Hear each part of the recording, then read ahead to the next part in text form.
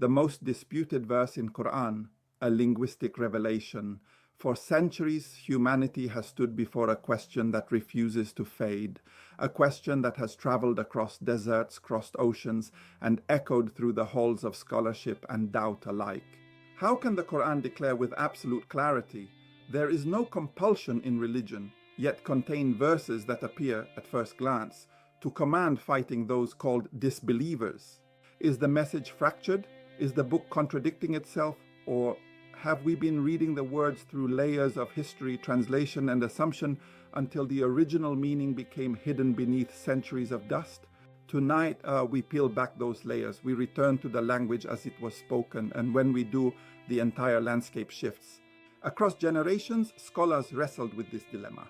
Some confined the verse to a specific moment in Arabian history, a temporary command for a temporary conflict.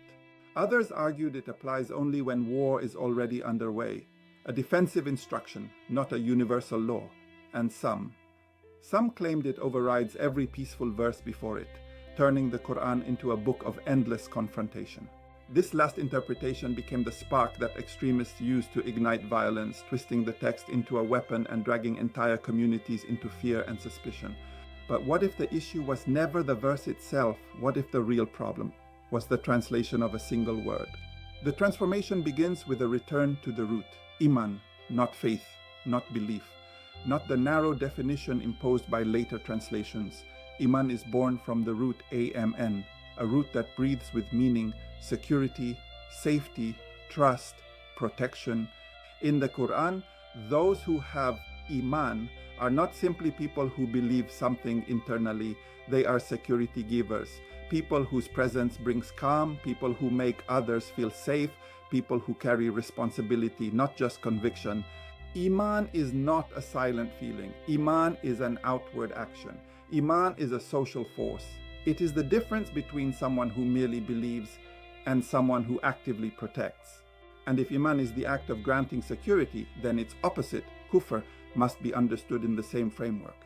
In this verse, kufr does not mean people who follow another religion or people who simply disagree. It means those who strip others of safety, those who spread fear in their neighborhoods, those who corrupt the earth with violence, those who terrorize the innocent, those who destabilize the community. They are non-security givers, agents of chaos, threats to the social fabric.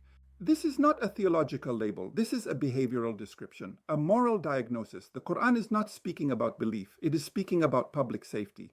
Now the verse reveals its true meaning. Fight the non-security givers who are near you, not because they reject your beliefs, not because they follow another path, not because they belong to another religion, but because they endanger lives, because they threaten the vulnerable, because they destabilize the community.